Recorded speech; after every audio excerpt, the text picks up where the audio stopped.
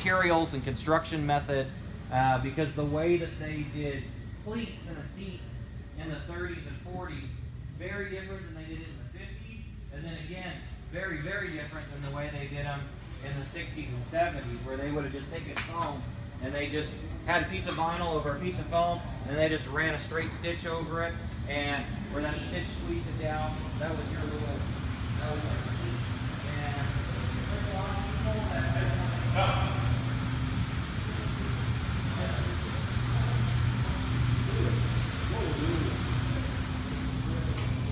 1970. Yeah, late model, huh?